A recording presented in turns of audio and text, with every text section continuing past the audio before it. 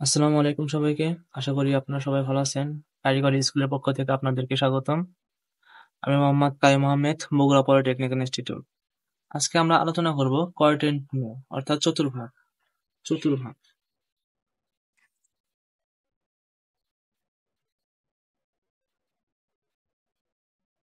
চতুর্ভাগ চতুর্ভাগ দেখতে এরকম যে এই ফার্স্ট কোয়াড্রেন্ট এটা হচ্ছে ফার্স্ট কোয়াড্রেন্ট, এটা হচ্ছে সেকেন্ড কোয়াড্রেন্ট, এটা হচ্ছে থার্ড কোয়াড্রেন্ট, এটা হচ্ছে ফোর্থ কোয়াড্রেন্ট। আমরা জানি ফার্স্ট কোয়াড্রেন্টে অল প্লাস। অল প্লাস বলতে যে সাইন, কস, সেক, কট,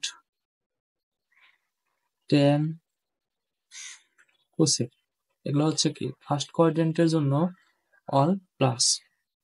সেকেন্ড কোয়াড্রেন্টের জন্য সাইন এবং cosec plus, cosec plus. Third কোয়াড্রেন্টের জন্য ট্যান এবং কট প্লাস। ফোর্থ কোয়াড্রেন্টের জন্য কস এবং সেক প্লাস। এখন এখানে আমাদের বোঝার বিষয় হচ্ছে, যদি ফার্স্ট কোয়াড্রেন্টের সাইন এবং কোসেক থার্ড কিংবা ফোর্থ কোয়াড্রেন্টে আসে, তাহলে এটা হচ্ছে মাইনাস হবে, অর্থাৎ সাইনের আগেও মাইনাস হবে, কোসেকের আগেও মাইনাস হবে। আবার কস এবং সেক যদি সেকেন্ড কোয়াড্রেন্টে এবং ফোর্থ কোয়াড্রেন্টে যায়, তাহলে কস এবং সেক উভয়ই মাইনাস। আবার ট্যান এবং কটের ক্ষেত্রেও ওই রকম, সেকেন্ড এবং ফোর্থ কোয়াড্রেন্টে গেলে ট্যান এবং কট মাইনাস। বোঝা গেল? আর একটা হচ্ছে পাই এবং পাই বাই টু।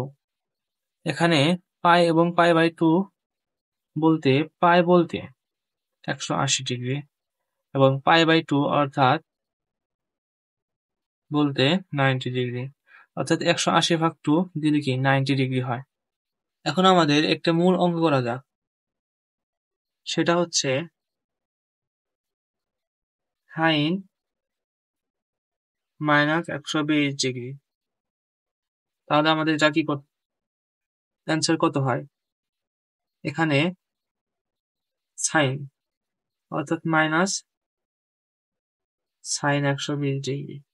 যেখানে একটা রুলস আছে, সেটা হচ্ছে সাইন অফ মাইনাস থিটা হয় তাহলে মাইনাস সাইন থিটা। আবার কোসেক অফ মাইনাস থিটা হলে মাইনাস কোসেক থিটা। আবার টেন অফ মাইনাস থিটা হলে minus tan theta. Cot of minus theta হলে মাইনাস কট থিটা। এই চারটা বাদে, অর্থাৎ cos of minus theta equal plus cos theta. কসের আগে কি আমাদের মনে মনে প্লাস থাকে, যার কারণে cos of minus plus cos theta. আর sec of minus theta equal plus sec theta. অর্থাৎ এই দুইটাই ব্যতিক্রম, তাছাড়া এই চারটা সমান।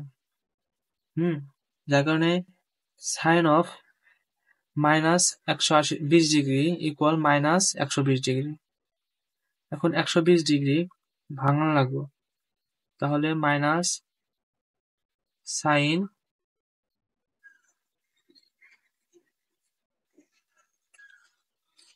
মাইনাস সাইন 90 প্লাস 30 এভাবে ভাঙানো যায়, অর্থাৎ 120 ডিগ্রি 90 প্লাস 30 120, তাহলে মাইনাস। এখন হচ্ছে জোড় এবং বিজোড় গুণনীয়ক আমরা বুঝবো কিভাবে? এখানে কি 90-র সাথে কি মনে মনে অন উজ্জ আছে, অনটা কি বিজোড়। যদি এই জায়গায় 90-র পরিবর্তে 180 ডিগ্রি থাকতো, তাহলে এটাকে কি 2 ইন্টু 90 লেখা যাইতো। আর 2 ইন্টু 90 মানে কি 2 কি জোড় গুণনীয়ক।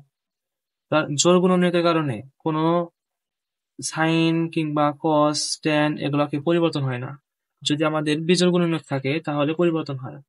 যেহেতু এখানে অন অর্থাৎ বিজোড় গুণনীয়ক, যার কারণে সাইন পরিবর্তন হয়ে কস হলো কস। আর এই জায়গায় যে অনুপাত দেওয়া থাকে অর্থাৎ 30 ডিগ্রি, 60 ডিগ্রি, 40 ডিগ্রি, 45 ডিগ্রি, যত অনুপাত দেওয়া থাকুক ওই অনুপাতটা কি কসের সাথে আসে। তাহলে আমরা জানি কস অফ আমরা জানি cos 30 ডিগ্রি ইকুয়াল √3 অর্থাৎ এই ম্যাথের উত্তর হচ্ছে √3/2, এটাই আনসার। আবার আরেকটা যদি ম্যাথ ধরি সেটা হচ্ছে tan 17π/4, এটার সমাধান করার জন্য আমাদের আগে এই 17কে আমাদের 16 মনে মনে 16 ধরতে হবে, কারণ এমন এক সংখ্যা নিতে হবে যাকে 4 দ্বারা ভাগ করা যায়। অর্থাৎ 16 যদি নেওয়া হয় তাহলে কি 16কে 4 দ্বারা ভাগ করা হয়, 4 × 4 = 16। তাহলে 16কে যদি 4 দ্বারা ভাগ করে তাহলে 4 পাই। যেহেতু 17 চেয়ে 1 কম নেওয়া হয়েছে অর্থাৎ 16 নেওয়া হয়েছে, তার কারণে +π/4। যেহেতু এই জায়গায় 16 ধরছি, যার কারণে 1 কম নেওয়া হয়েছে, যার কারণে এই জায়গায় +π/4 নেওয়া হয়েছে। এটাকে আমরা যদি সমাধান করি, tan অর্থাৎ এটা কি জোড় গুণনীয়কের ক্ষেত্রে কি আমরা জানি tan কিংবা যে কোনো cos sec থাকুক এগুলা পরিবর্তন হয় না। যদি বিজোড় গুণনীয়ক থাকে তাহলে কি পরিবর্তন হয়। যেহেতু 4 আছে অর্থাৎ জোড় গুণনীয়ক, যার কারণে কোনো পরিবর্তন নাই। এখানে আমাদের দেখতে হবে tan কোন কোঅর্ডিনেটে যায়। অর্থাৎ 4 পাই, এটা হচ্ছে আমাদের 1 পাই, 2 পাই, 3 পাই, 4 পাই, 4 পাই।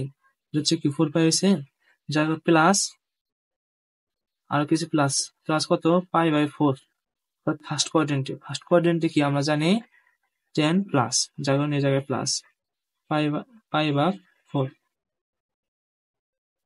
তাহলে tan π/4 এটার মান হচ্ছে কি tan π/4 অর্থাৎ 45 ডিগ্রি। আমরা জানি tan π/4 এর মান 1, এটা হচ্ছে অ্যান্সার। তাহলে আমাদের tan 17π/4 এটার মান হচ্ছে 1। আর এখনো যারা আমার চ্যানেলটি সাবস্ক্রাইব করেননি তারা অতি শীঘ্রই সাবস্ক্রাইব করে নেবেন। ধন্যবাদ।